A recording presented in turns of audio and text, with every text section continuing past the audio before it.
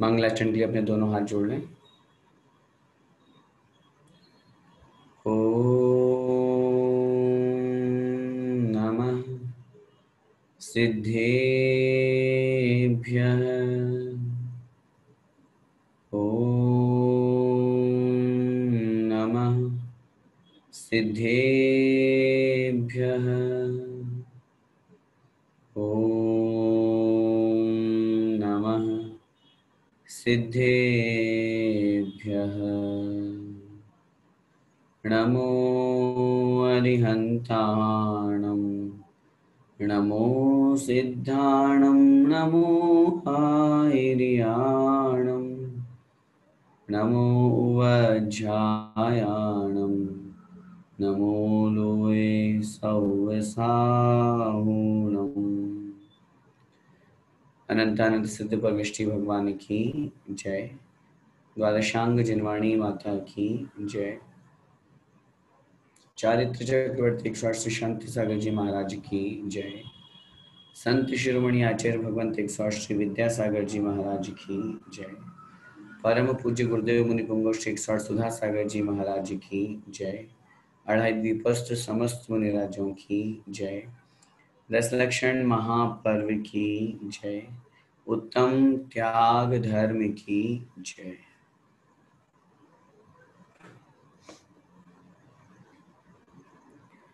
एक बार की बात है, एक नगर में एक सेठ जी रहा करते थे। सेठ जी जैसा नाम सेठ जी था, वैसे वो बहुत अमीर थे। बहुत धन संपदा वैभव उनके पास में था, हीरे जवाहरात थे। और ये बात उस समय की है जब यातायात के साधन बहुत सुलभ नहीं थे। एरोप्लेन हैं या ट्रेन हैं, बसें हैं, कार वगैरह ये सब नहीं चलती थी। लोग बाग अपना आवागमन या तो पैदल करते थे या फिर बैलगाड़ी ऊँटगाड़ी आदि के माध्यम से किया करते थे। उस स्थिति में उन सेठ जी के मन में एक बार विचार आया कि क्यों ना सम्मेश शिखर जी की वंदना के लिए चला जाए। और शिखर जी की वंदना का उन्होंने विचार बनाया और विचार बना करके ये भाव कि हम तो चल ही रहे हैं और कोई अन्य लोग हमारे साथ में जो चलना चाहते हैं, अपने परिवार में, अपने रिश्तेदारों में, नगर में उन्होंने घोषणा करवा दी। उन्हीं सेठ जी के यहाँ पे 2 बालक कार्य करते थे सर्वेंट के रूप में। सौभाग्य की बात, संयोग की बात कि वो जैन थे। जब उन दोनों ने भी अपने मन में ये भाव रखा कि हम भी शिखर जी की वंदना करना चाहते हैं, हम भी आज तक कभी शिखर जी हमने नहीं देखा, पहाड़ नहीं देखा, चढ़ाई नहीं, सुना जरूर है। ऐसी स्थिति में उन्होंने घर पे आकर के अपनी माँ से कहा। माँ ने सहर्ष स्वीकृति दे दी कि ठीक है बेटा, मैं तो कर ही दर्शन, अब तुम भी करो। जीवन में कम से कम एक बार तो शिखर जी की वंदना करनी ही चाहिए। अब तुम नहीं गए हो, सेठ जी अगर परमिशन दे देते हैं तो चले जाओ। दोनों बच्चे सेठ जी के पास में गए और जाकर के उनसे निवेदन किया, सेठ जी आप जैसा कहोगे वैसा कर लेंगे, आपकी सेवा भी कर लेंगे, बस आप हमें अपने साथ में ले चलो। सेठ जी ने भी सोचा जब इतने सारे नौकर चाकर चल ही रहे हैं, जा ही रहे हैं, तो 2 और से क्या फर्क पड़ता है, सेवा की सेवा हो जाएगी। और वो यात्रा प्रारंभ उनकी हो गई और निश्चित दिवस वो वहां पर शिखर जी में पहुंच जाते हैं। समय शिखर में तलहटी में आराम से विश्राम करने के बाद में उन दोनों बालकों ने, दोनों भाइयों ने अपने एक विचार बनाया कि सुबह 6-7 बजे हमें सब लोगों के लिए यहाँ पर तैयारी करके नाश्ता देना है, या जो उनको सर्विस बताई गई है वो देना है। अब अगर ऐसी स्थिति में हम पहाड़ की वंदना करने जाएंगे तो सेठ जी नाराज हो जाएंगे। पहले यहाँ का काम जरूरी है, नौकरी जरूरी है। तो उन्होंने विचार किया चलो रात में वंदना करते हैं। और जब सब लोग सो गए, रात के 10, 11, 12 बज गए, तो वो दोनों चुपचाप उठे। दोनों भाई उठ करके 12 बजे उन्होंने वंदना प्रारंभ की और लगभग 6 बजे तक वापस आकर के और चुपचाप सो गए। और जैसे ही फिर उठने की आवाज आई तो उठ गए और फिर अपना कार्य प्रारंभ कर दिया। उन दोनों भाइयों ने मिलकर के बहुत जल्दी जल्दी भगवान की वंदना की। भगवान को भी देखा नहीं देखा, तुरंत बस अपने को तो टोंक पे पहुंचना है, भगवान के चरण छूना है, क्योंकि नीचे वापस सुबह जल्दी जल्दी समय पे पहुंचना है। सब लोग जागे उसके पहले हम नीचे पहुंच जाए। और चढ़ाने के लिए चूंकि गरीब बहुत थे तो कुछ था नहीं।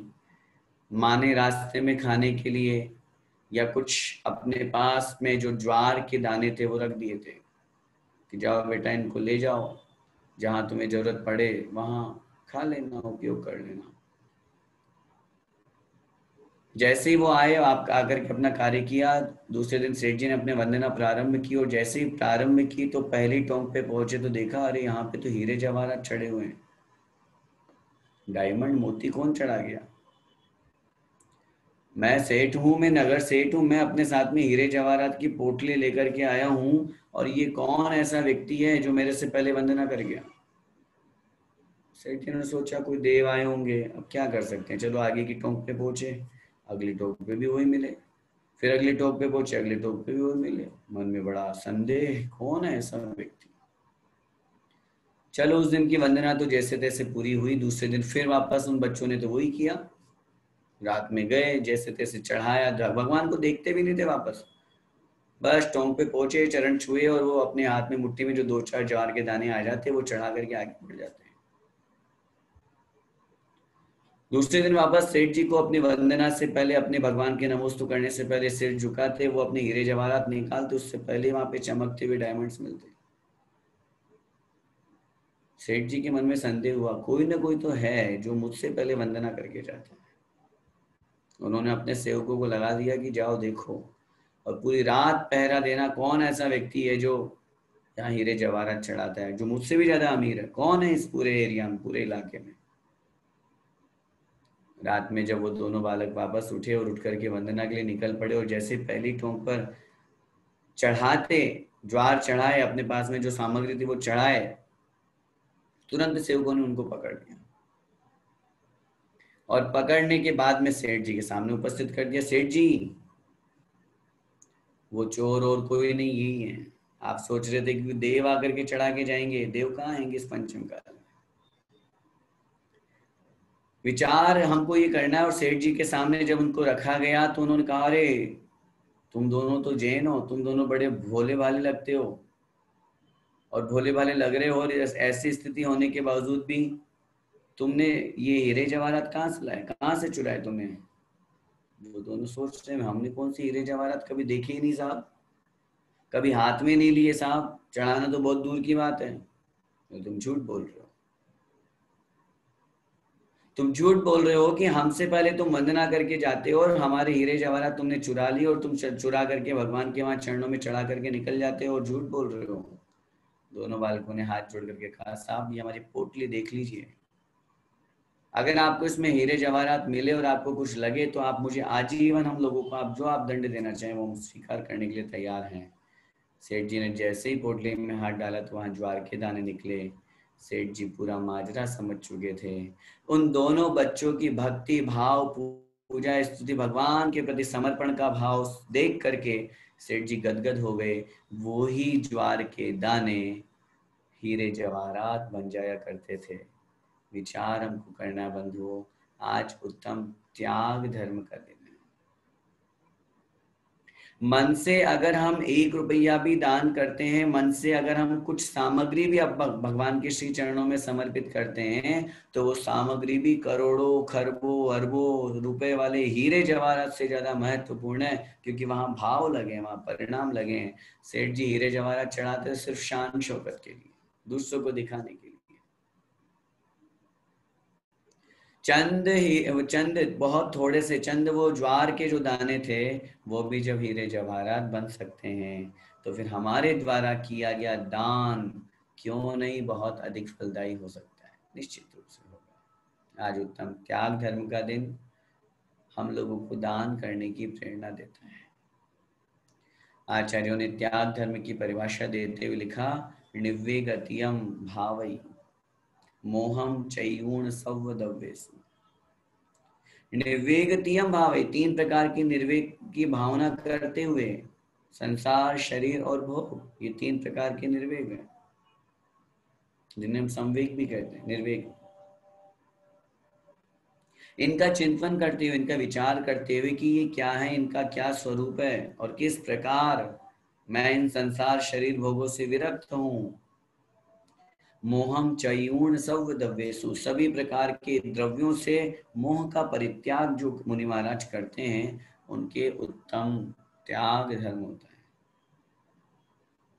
सोचिए, मुनि महाराज उत्तम त्याग धर्म का पालन कैसे करते हैं।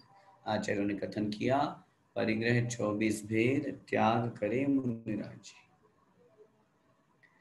उत्तम त्याग धर्म का पालन सिर्फ मुनि महाराज ही कर सकते हैं, हम गृहस्थ नहीं कर सकते। अगर हमको गृहस्थों को उत्तम त्याग धर्म का पालन करना है तो हमें दान को ग्रहण करना होगा, दान धर्म को स्वीकार करना होगा। गृहस्थ दान देकर के उत्तम त्याग धर्म को अपने जीवन में ला सकता है। आज का ये पावन दिन हमें श्रावक बनाने के लिए आया है। श्रावक के मुख्य कर्तव्यों में सबसे पहले आचार्य वीरसेन स्वामी महाराज ने लिखा, दानम पूया मुखम सावयम न सावयम तेन बिना। दान और पूजा ये श्रावक के दो मुख्य कर्तव्य हैं। अगर कोई नहीं करता है तो इसके बिना वो श्रावक कहलाने का अधिकार नहीं। गाथा लिखी उन्होंने रहनसार जी में। श्रावक के दो मुख्य कर्तव्य दान और पूजा, और साधु के दो मुख्य कर्तव्य ध्यान और अध्ययन। हम श्रावक की बात कर रहे हैं, उन्होंने पूजन को भी बाद में लिया, पहले क्या लिया, दान। दान एक मुख्य कर्तव्य है। दान किसे कहते हैं। आचार्य उमा स्वामी महाराज ने लिखा, अनुग्रहार्थम स्वस्याति सर्गो दानम। अनुग्रह के लिए, कल्याण के लिए, जिससे किसका कल्याण हो, स्व और पर दोनों का कल्याण हो। एकमात्र सामने वाले का नहीं, एकमात्र हमारा नहीं, जिसके माध्यम से हमारा भी कल्याण हो और सामने वाले का भी कल्याण हो, उसका नाम है दान। चाहे वो धन संपत्ति का करें या अपनी किसी भी वस्तु का करें। कथन किया गया वहां पे स्पष्ट रूप से, अगर हम दान करते हैं तो हमारा क्या कल्याण होगा। पहला कल्याण हमारा होगा, हम उस वस्तु के दान करने से हमारा ममत्व परिणाम कम होगा, राग कम होगा, पुण्य का बल होगा। दूसरा, उस वस्तु को देने से पुण्य का बंध हुआ, क्योंकि दान एक पुण्य की क्रिया है, शुभ योग है, और शुभ योग से पुण्य से, शुभ योग पुण्य का आश्रव का कारण है। सामने वाले का क्या कल्याण होगा, उस दान के माध्यम से वो अपनी साधना कर पाएंगे, अपना जीवन चला पाएंगे। हम मुनि महाराज को आहार दान करते हैं, उसके माध्यम से मुनि महाराज क्या करते हैं, साधना करते हैं, तपस्या करते हैं, सामायिक करते हैं, और उसका जितना वो पुण्य कमाते हैं उसका छठा भाग तो हमें अपने अंश में अपने आप लग रहा है। इसलिए आज का ये दिन हमको दान करने के लिए प्रेरित करता है कि जितना हमसे बन सके तदनुसार हमको जरूर दान करना चाहिए, क्योंकि प्रकृति की प्रत्येक वस्तु, हर चीज हमको दान का उपदेश देती है। अगर हम दान नहीं करें और मात्र आदान करें तो गलत हो जाएगा ना।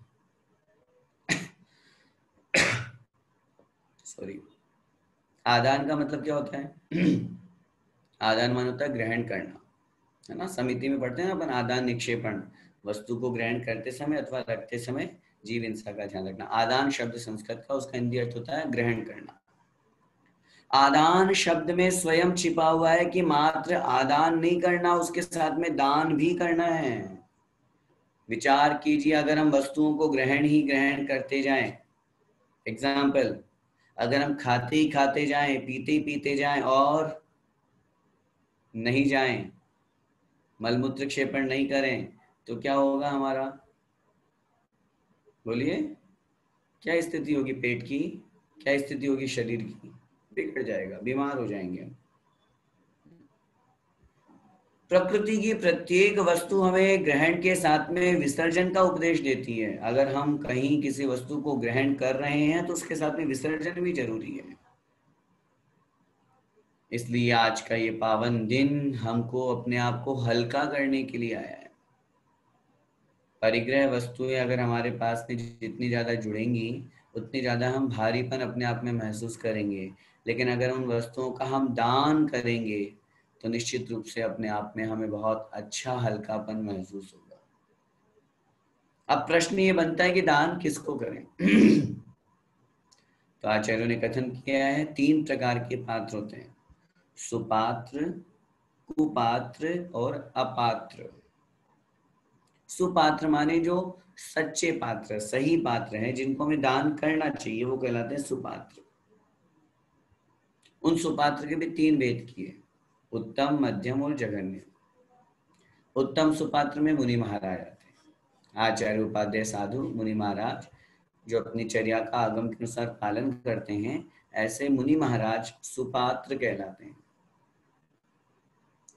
मध्यम पात्र उत्कृष्ट सुपात्र कहलाते हैं। मध्यम पात्र में आरिका माता जी, शुल्लक जी, एलक जी, क्षुल्लिका जी, त्यागी व्रती, प्रतिमाधारी जो भाई बहने हैं, वो मध्यम पात्र में आते हैं।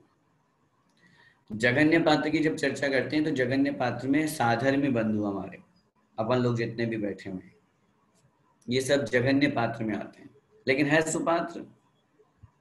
इनको हमें दान करना चाहिए, इनको हमें वस्तु प्रदान करनी चाहिए, लेकिन इसके अलावा जो कुपात्र हैं, कुपात्र का मतलब क्या होता है? खोटे पात्र, मिथ्या पात्र, जो पात्र नहीं है लेकिन मिथ्या, खोटे हैं। आचार्यों ने कथन किया, कोई धर्म का वेश धारण करके अगर गलत काम करता है तो वो कुपात्र की कोटि में आता है। धर्म का वेश धारण करके कोई दिगंबर मुनि होकर के गलत काम कर रहा है, शीतलाचारी है, पंखा कूलर एसी का उपयोग कर रहा है, रुपए पैसे गिन रहा है, बैंक बैलेंस बढ़ा रहा है, फ्लश की इलेक्ट्रिक में निपटने जा रहा है, मोबाइल कूलर परिग्रह खूब भरा हुआ है जिनके पास में, जो अनाचार दुराचार कर रहे हैं, वे सब के सब कुपात्र हैं। चाहे भले ही नग्न होने से क्या फर्क पड़ जाता है। और आचार्यों ने स्पष्ट रूप से लिखा, कुपात्र को दान देने से कुबो भूमि की प्राप्ति होती है। हम उस द्रव्य को फेंक दें, लेकिन कुपात्र को दान कभी नहीं देना चाहिए। और तीसरे होते हैं अपात्र, जो पात्र ही नहीं है, जैसे बेगर्स, भिखारी आदि जितने भी हैं, भीख मांगने वाले हैं, या और भी जो भीख की अपेक्षा से सामान्य जो लोग हैं, जिन्हें धर्म से कोई मतलब नहीं है, ऐसे लोग अपात्र कहलाते हैं, जिनके दान का कोई फल नहीं मिलता। मानवीयता के नाते आप दे दो, 2 रोटी दे दो, लेकिन आजकल की स्थिति तो और ज्यादा खराब है। वर्तमान स्थिति तो और ज्यादा ऐसे खराब, अगर उन भोजन आते हैं, भोजन आदि के लिए रुपया आदि पैसा आदि देते हैं, तो उसका वो गलत प्रयोग करते हैं, दुरुपयोग करते हैं, शाम को जाकर के ड्रिंक करते हैं, गलत काम करते हैं। तो ऐसे भिखारियों को भी पैसा देने से, दान देने से कोई मतलब नहीं है। विचार हमको ये करना है, इन 3 प्रकार के पात्र में से सिर्फ और सिर्फ सुपात्र दान देने के योग्य हैं। दान देना और दान लेना, देने वाला दाता कहलाता है, लेने वाला पात्र कहलाता है। अब इन 3 प्रकार के सुपात्रों में से जितनी जैसी सामर्थ्य, जैसा हमारे सामने उपस्थित हो, तदनुसार हमको दान करना चाहिए। दान के 4 प्रकार के जो भेद आचार्यों ने कहे हैं, औषधि, शास्त्र, अभय, आहार। औषधि दान, शास्त्र दान, अभय दान और आहार दान। इन 4 प्रकार के दान की चर्चा करने से पहले हम इस बात को अच्छी तरह से समझ लें कि आज है तो त्याग धर्म का दिन, और हम बात कर रहे हैं दान की। इसलिए कर रहे हैं क्योंकि हम गृहस्थों के बीच में बैठे हैं, अपन गृहस्थ हैं, और गृहस्थ को यदि त्याग धर्म को अपने जीवन में लाना है तो उसको त्याग धर्म को अपनाने के लिए दान को सबसे पहले लाना पड़ेगा, क्योंकि दान अगर नहीं आएगा तो फिर त्याग तक कैसे पहुंच पाएगा? क्योंकि त्याग तक पहुंचने के लिए त्याग साध्य है, दान साधन है। लक्ष्य क्या है हमारा? त्याग, और उस लक्ष्य तक पहुंचने का मार्ग है दान, साधन, निमित्त। और उस साधन और निमित्त के कारण से ही वहां पर निश्चित रूप से उस दान और त्याग में अंतर कहा गया है। एक लक्ष्य है, एक साध्य है, एक साधन है, दान। त्याग जो होता है वो निश्चय नहीं की अपेक्षा से किया जाता है, और दान जो होता है वो व्यवहार की अपेक्षा से किया जाता है। व्यवहार में त्याग नहीं होता। आप सोचिए कि हमने आलू प्याज जमीकन छोड़ दिया, ये भी तो त्याग हुआ। हमने रात्रि भोजन का त्याग कर दिया, ये भी तो त्याग हुआ नहीं, ये त्याग नहीं कहलाया, ये हमारे जीवन का संयम है, नियम है, व्रत का पालन है। त्याग तो मुनि महाराज करते, क्योंकि त्याग संपूर्ण का किया जाता है, दान कुछ का किया जाता है। जब भी त्याग किया जाएगा, वस्त्र परिग्रह आभूषण सब छोड़ो, मुनि बनो, ये कहलाता है त्याग। और जब हम अपने पास में कुछ रखते हैं, किसी को रुपया पैसा देते हैं, किसी को वस्त्र आदि देते हैं, किसी को भोजन आदि देते हैं, औषधि शास्त्र अव्यवहार 4 प्रकार का दान करते हैं, तो ये कहलाता है दान, क्योंकि अपने पास में भी है और सामने वाले को भी दे रहे हैं। त्याग हमेशा हे वस्तु का किया जाता है, जो छोड़ने योग्य है। छोड़ने योग्य क्या है? घर गृहस्थी भी छोड़ने योग्य है, कषाय भी छोड़ने योग्य है, वस्त्र भी छोड़ने योग्य है। उस दृष्टि में मुनि महाराज उसको त्याग रूप में स्वीकार करते। और हम गृहस्थ में रहते हुए चूंकि इन सब चीजों को छोड़ नहीं सकते हैं, इसलिए जो हमारे पास में उपादेय है, जिनको हमने ग्रहण करने योग्य समझ रखा है, उन वस्तुओं को अपने पास में रख करके कुछ वस्तुएं प्रदान की जाती है। इसका नाम होता है दान। इसलिए इन 4 प्रकार के दान को हमें समझना बहुत जरूरी है कि अपनी शक्ति अनुसार जैसे हमको सामर्थ्य बने तदनुसार हमको औषधि दान जरूर करना चाहिए। कोई बीमार है, कोई रोगी मुनि महाराज है, मैं पहले निवेदन करूं, ये 4 प्रकार के दान सुपात्र की अपेक्षा से कहे गए। कोई मुनि महाराज हो, आरिका माता जी हो, क्षुल्लक जी, अलग जी, व्रत साधन में भाई बंधु, उनकी अपेक्षा से। अगर किन्हीं को कोई रोग हो गया है, कोई बीमारी हो गई है, तो अपनी तरफ से उसको औषधि पहुंचाना, अपनी तरफ से उसको दवाई भिजवाना, ये कहलाता है औषधि दान। इस औषधि दान में श्री कृष्ण बड़े प्रसिद्ध हुए और उन्होंने इस निमित्त से वैयावृत्ति करते हुए तीर्थंकर प्रकृति का बंद किया। मुनि महाराज जो थे, उनको बड़ा रोग था, उन्होंने उन मुनि महाराज को हमेशा, उनको ही नहीं सबको, जब भी कहीं कोई मुनि महाराज मिलते या ऐसा कुछ होता तो उनको वो औषधि दिया करते थे। एक मुनि महाराज को बड़ा रोग था, लेकिन औषधि कड़वी थी तो वो नहीं ले पा रहे थे, तो उन्होंने मोदक लड्डू के बीच में छुपा करके उसको मिक्स करके और मुनि महाराज को औषधि के रूप में, वो आहार के रूप में वो औषधि दे दी और मुनि महाराज ने उसे ले लिया, जिससे उनका रोग दूर हो गया। और उस भावना के कारण से, उस औषधि दान के निमित्त से वो प्रसिद्ध हो गए। शास्त्र दान, वैसे तो गृहस्थों की अपेक्षा से शास्त्र दान की अपेक्षा आचार्य समंतभद्र स्वामी महाराज की दृष्टि में उपकरण दान लिया है उन्होंने। उपकरण में चाहे वो पिछी का मंडल हो, चाहे शास्त्र हो, अथवा ऐसे उपकरण जो सामने वाले के लिए ग्रहण करने योग्य हैं। कोई मुनि महाराज को पेंसिल पेन की आवश्यकता है, डायरी की आवश्यकता है, मुनि महाराज की दृष्टि कुछ कमजोर हो गई है, अगर उनको चश्मे की जरूरत है, कुछ भी, किसी भी चीज की, ये कहलाता है उपकरण दान गृहस्थी की अपेक्षा से। लेकिन उल्टा मत ले लेना कि उपकरण की उनको जरूरत है, उनको मोबाइल की जरूरत है तो मोबाइल ले जाके दे दो, लैपटॉप की जरूरत है लैपटॉप ले जाके दे दो, पाप लगेगा, पुण्य नहीं लगेगा। हम सोचे कि दान का पुण्य लग जाएगा, हमको दो दो जगह से पाप लगेगा। एक तो मुनि महाराज को भ्रष्ट करने का पाप, और एक खुद अपने आप में उन मुनि महाराज को सही वस्तु नहीं दे रहे हैं, उसका खुद को भी पाप लगेगा। मुनि महाराज को तो लगेगा लगेगा, वो ग्रहण कर रहे हैं तो उनको। लेकिन जब यही ज्ञान दान और शास्त्र दान की मुनि महाराज की अपेक्षा बात की जाती है, तो मुनि महाराज ज्ञान देते हैं, उपदेश देते हैं, शिक्षा देते हैं, ये उनका ज्ञान दान कहलाता है।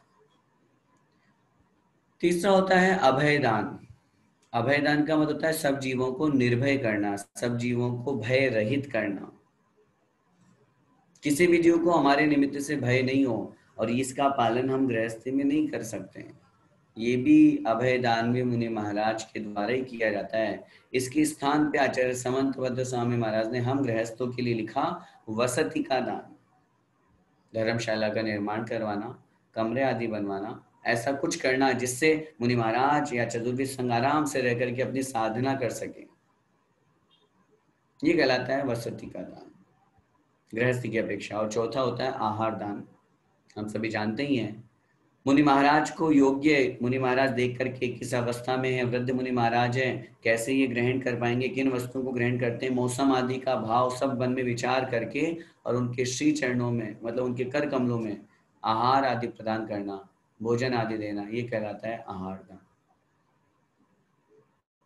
विचार हमको करना है कि औषधि दान में श्री कृष्ण प्रसिद्ध हुए, शास्त्र दान में कौंडेश नाम के ग्वाला। जब हम चारों प्रकार के दान के महत्वता की बात करते हैं तो हम विचार करते हैं कि वैसे तो सभी दान महत्वपूर्ण है, ऐसा कोई सा भी दान नहीं है जो महत्वपूर्ण नहीं है, लेकिन फिर भी कंपैरिजन करते हैं तो उस दृष्टि में ज्ञान दान सर्वश्रेष्ठ कहा जाता है। इसलिए कहा जाता है क्योंकि अन्य दान, जैसे हमने किन्हीं को औषधि दी तो वो तो उस भाव में ही उपयोग हो पाई, रोग ठीक हो। किन्हीं को आहार दिया तो आहार के निमित्त से एक दिन दो दिन उनका शरीर चला, वापस फिर आहार की आवश्यकता पड़ेगी। अगर हमने किन्हीं मुनि महाराज को रहने के लिए कमरा दिया, स्थान बनवाया, तो जब तक वो है तब तक लिए उपयोगी है। लेकिन ज्ञान दान इस भाव से नहीं, अगले भावों तक हमारा साथ देता है।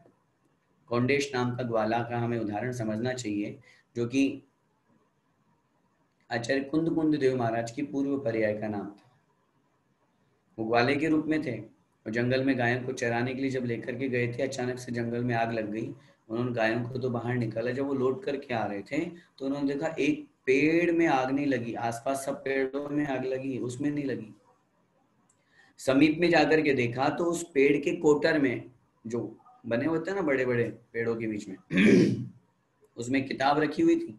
अब उस समय उस स्थिति में तो उनको ये लगेगा ना, क्या पता क्या चीज है। जिनवाणी थी वो, आचार्य प्रणीत थी। उन्होंने वो उठाई, उठा करके सोचा चलो मैं देखता हूँ, कोई रास्ते में मिल जाएगा, किसी को दे दूंगा, है क्या चीज देखो तो सही। ग्वाले के रूप में तो कुछ जानते थे भी नहीं। तो वहां से निकल गए, जैसे ही 2 कदम 3 कदम आगे बढ़ाए, देखा उस पेड़ में आग लग गई। तो उनको लगा ये बुक तो बड़ी चमत्कारी है, पावरफुल है। मार्ग में उनको एक मुनि महाराज मिले और मुनि महाराज के कर कमलों में उन्होंने वो शास्त्र भेंट कर दिया कि महाराज मेरे काम का तो है नहीं, अब आप ये देखो। मुनि महाराज उस शास्त्र को प्राप्त करके बड़े धन्य हुए, बड़े प्रसन्न हुए और खूब खूब उनको आशीर्वाद दिया कि ये शास्त्र में कितने समय से खोज रहा था, मन में विचार कर रहा था कि स्वाध्याय करूं, कोई जिनवाणी कोई ग्रंथ मुझे मिले, और तुमने मुझे प्रदान कर दिया। उस शास्त्र भेंट का इतना पुण्य उनको लगा कि अगले भाव में आचार्य कुंद कुंद जैसे महान आचार्य के रूप में उनको अवतीर्ण हुए। और 84 पाहुड़ जिन्होंने लिखे, 84, सोचिए शास्त्र, इतना ज्ञान का तीव्र क्षयोक्षम हुआ। तो ज्ञान दान जो है वो भव भवांतर तक साथ जाता है। अभय दान में शूकर प्रसिद्ध हुआ, कहानी हम सबको याद रखनी चाहिए। गुफा में मुनि महाराज ध्यानस्थ हैं, ध्यान में लीन है, और तभी अचानक से एक व्याघ्र, एक शेर आकर के उनका आक्रमण करना चाहता है। शूकर वहीं पे घूम रहा था, उसको जैसे ही पता चला कि ये इनको मारना चाहता है, आकर के उसने उस व्याघ्र से, उस शेर से बहुत जद्दोजहद की। दोनों में बहुत युद्ध हुआ। अंत में शूकर भी मारा गया और शेर भी मारा गया।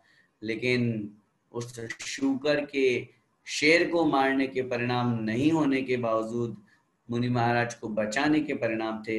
वो स्वयं मरण को प्राप्त हो गया, उसने अपना बलिदान दे दिया, लेकिन मुनिराज की रक्षा की।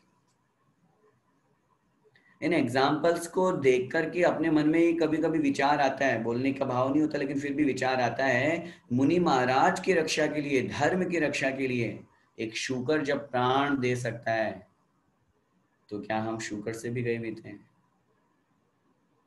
मुनि महाराज की रक्षा के लिए, धर्म के ऊपर जब संकट आया, अकलंग स्वामी ने अकलंग और निकलंग में से अकलंग निकल करके अपने प्राण गंवा दिए, अपने प्राण समाप्त कर दिए।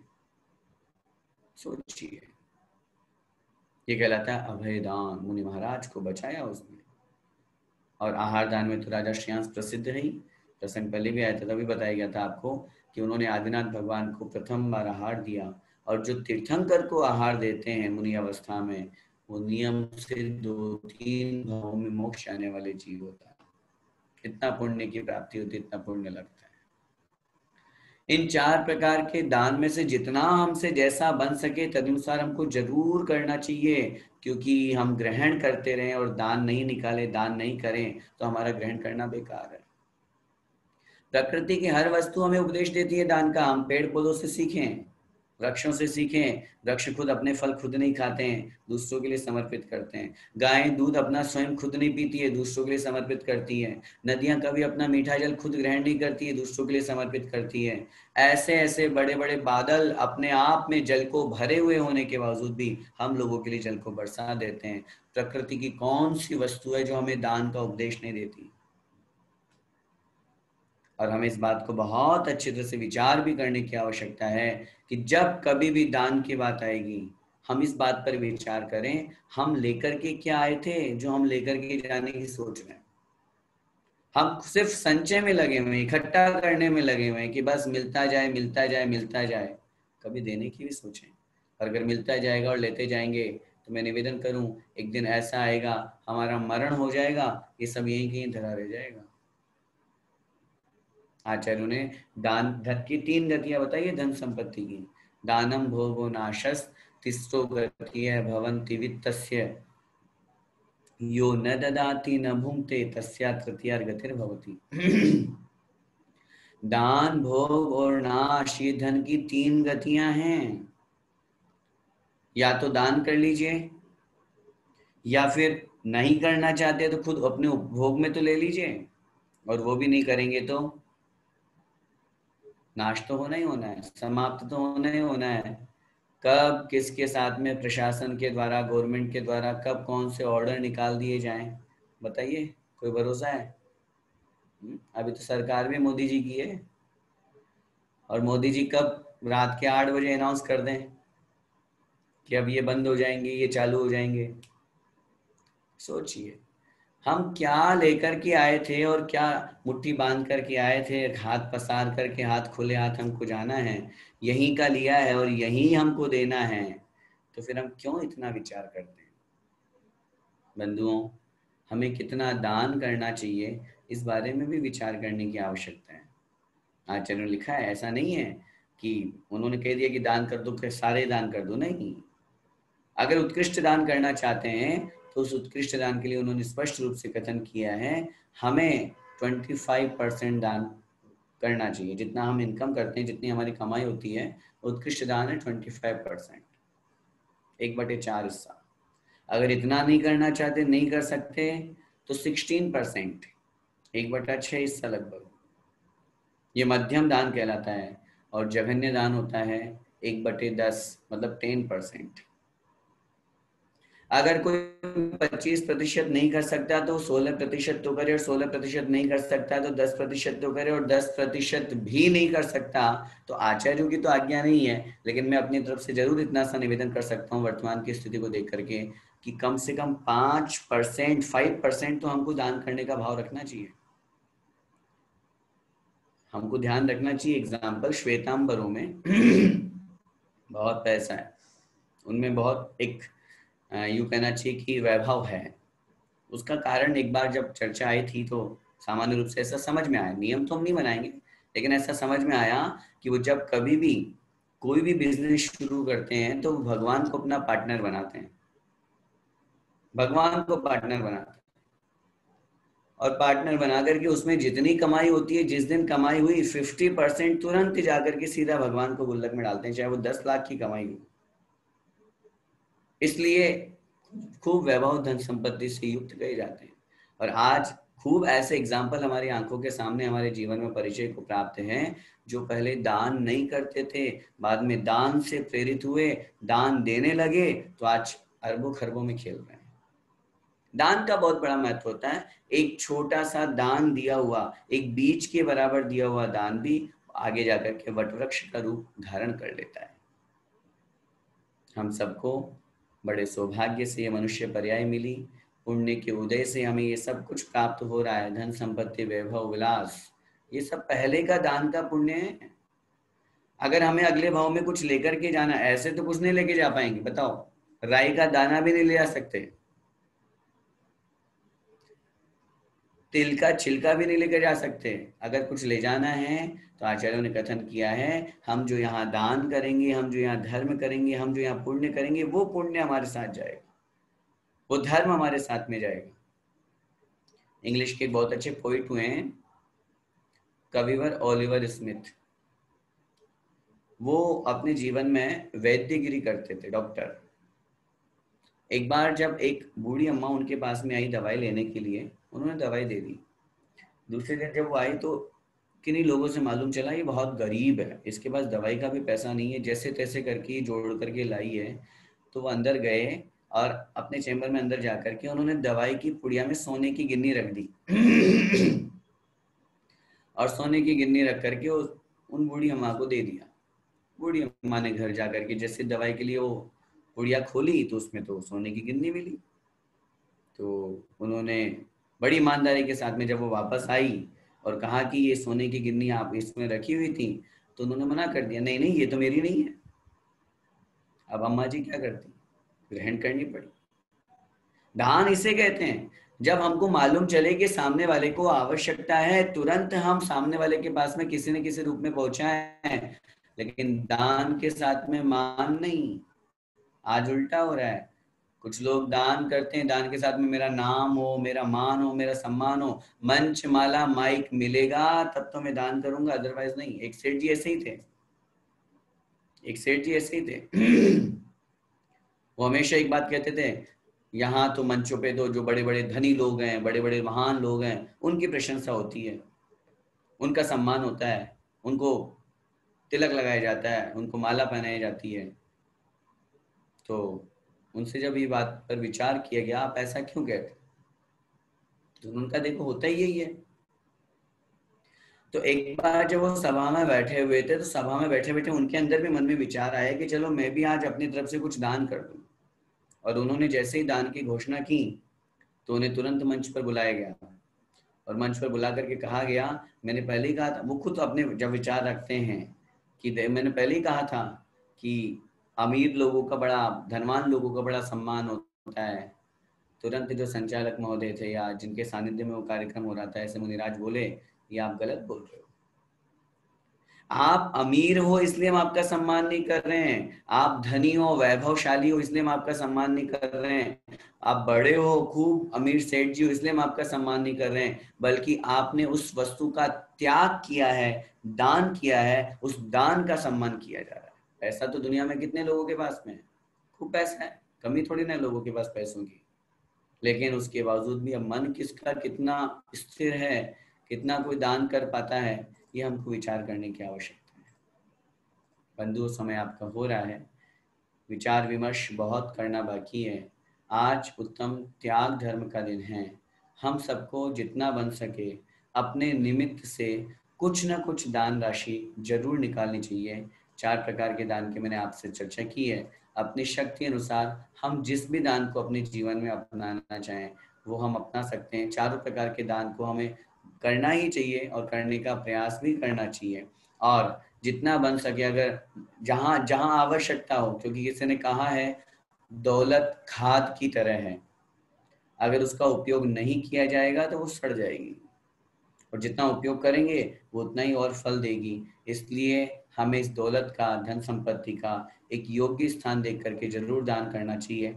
आज के इस पावन प्रसंग पर मैं श्री दिगंबर जैन श्रमण संस्कृति संस्थान सांगानेर के लिए भी आप लोगों से निवेदन करना चाहता हूँ कि अगर आप में से कोई संस्थान के लिए भी अपनी तरफ से दान देना चाहे तो सहर्ष स्वीकार है। क्योंकि विगत 25 वर्षों से श्री दिगंबर जैन श्रमण संस्कृति संस्थान सांगानेर हमेशा देश की सेवा में, समाज सेवा में, धर्म की प्रभावना के लिए निरंतर, चाहे 10 लक्षण पर्व हो, अष्टानिका हो या किसी भी कोई भी अवसर हो, उसमें हम लोग आपके साथ में आपको विद्वान उपलब्ध कराते हैं। इस वर्ष कोरोना महामारी के कारण से भले ही ऑफलाइन ही आपके नगरों में हम लोग नहीं पहुंच पाए, लेकिन सब लोगों की भावना के अनुरूप ऑनलाइन के माध्यम से भी जितना हो सके हमारे माध्यम से धर्म की प्रभावना करने की पूरी कोशिश की जा रही है। आप सभी लोगों से मेरा निवेदन है, अपनी शक्ति को नहीं छिपाते हुए जिससे जितना बन सके उस अनुसार सांगानेर संस्थान में भी आप डोनेशन दें। क्योंकि यहाँ अभी लगभग 225 बच्चे पढ़ रहे हैं और सब बच्चों का पढ़ना लिखना, रहना खाना पीना सभी निःशुल्क होता है। बच्चों से हम कुछ भी ग्रहण नहीं करते हैं, कुछ भी प्राप्त नहीं करते हैं। और पूज्य गुरुदेव की यही हमेशा से भावना, उन्हीं के आशीर्वाद से, उन्हीं की प्रेरणा से ये संस्था चल रही है। और हमेशा से उनकी यही भावना रही है कि हमें धर्म की शिक्षा उनको निःशुल्क देनी है। अगर कोई देना चाहे, कोई बालक या कोई परिवार वाला, तो एक रसीद बनवा दे, उसमें कोई आपत्ति नहीं, लेकिन फीस के नाम पे हम बच्चों से कुछ भी नहीं लेते हैं। ये संस्था आप लोगों के अधीन होकर के या आप लोगों के माध्यम से चल रही है। समाज में ऐसे बहुत बड़े बड़े लोग हैं जो अकेले संस्था को चला सकते हैं, लेकिन उनके माध्यम से अगर संस्था चलाएंगे, हम चलवाएंगे, तो वो एक व्यक्ति की होकर के रह जाएगी, समाज की प्रभावना वहीं रुक जाएगी। हम चाहते हैं प्रत्येक व्यक्ति का, पूरे भारतवर्ष का, और भारत से नहीं बाहर के भी लोग सुनते हैं और देखते हैं, उनके माध्यम से संस्था में द्रव्य लगे। आपके द्वारा यहाँ पर दिया गया जो द्रव्य है वो चारों प्रकार के दान के रूप में प्रयोग होता है, औषधि के रूप में भी, ज्ञान दान के रूप में भी, बच्चों को आहार दान आदि के रूप में, भोजन आदि कराने के रूप में भी। तो आप संस्थान की किसी भी स्कीम से भी जुड़ सकते हैं। और इस संस्थान के अलावा जहां हमको अगर आवश्यकता लगती है, क्योंकि दान वहां देना चाहिए जहां आवश्यक हो, जिसका पेट पहले से भरा हुआ हो, अगर हम उसको भोजन कराएंगे तो क्या मतलब है।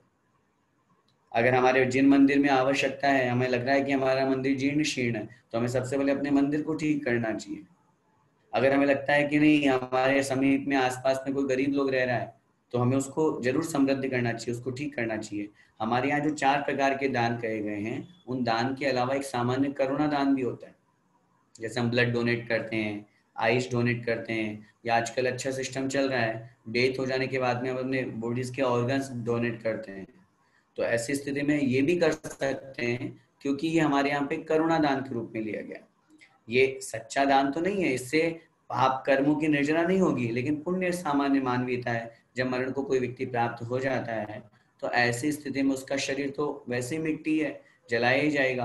अब अगर हमारे शरीर के अंग प्रत्यंग किसी के काम आ जाते हैं, तो ये करुणा दान है। शास्त्रों में हमारे करुणा दान का वर्णन मिलता है। इसलिए कहीं पर अगर किसी का हमारे माध्यम से जिंदगी अगर बच रही है, किसी गरीब को अगर हम हेल्प कर रहे हैं, हम औषधालय खुलवा रहे हैं, हम हॉस्पिटल खुलवा रहे हैं, हम ज्ञान के मंदिर खुलवा रहे हैं, हम पाठशालाएं खुलवा रहे हैं, तो ये बहुत बड़ा दान होता है। क्योंकि अगर हम एक पाठशाला चलाते हैं, एक पाठशाला में 10 बच्चे पढ़ते हैं, 50 बच्चे पढ़ते हैं, तो सोचिए उन बच्चों को जो नमोकार मंत्र सीखने को मिल रहा है, आगे जाकर के वही उनकी शुद्ध केवली बनने में और केवली बनने में निमित्त बनेगा। अगर किसी को नमोकार मंत्र, आचरण लिखा है शास्त्रों में, अगर कोई किसी को नमोकार भी सिखाता है, तो उसको इतना पुण्य लगता है कि जैसे आगे जाकर के वो शुद्ध केवली बने। तो हमें, अगर हमारे नगर में पाठशालाएं नहीं है तो जरूर खुलवाएं, औषधालय नहीं है, शुद्ध औषधि की व्यवस्था करा करके वो जरूर खुलवाएं। ऐसे अगर हम लोगों को रोजगार देंगे, लोगों के बीच में आकर के धर्म की प्रभावना के निमित्त कुछ ना कुछ अपना सहयोग निकालेंगे, तो निश्चित रूप से हमारा अर्थ का भी उपयोग होगा, सदुपयोग होगा, और हमें पुण्य की भी प्राप्ति होगी। हम सभी उस दान धर्म को, ये श्रावक की अपेक्षा से जो हमारा उत्तम त्याग धर्म है, उसको अपना करके मोक्ष मार्ग पर आगे बढ़े। इसी मंगलमय भावना के साथ बोलिए द्वादशांग जिनवाणी माता की जय, उत्तम त्याग धर्म की जय, 10 लक्षण महापर्व की जय।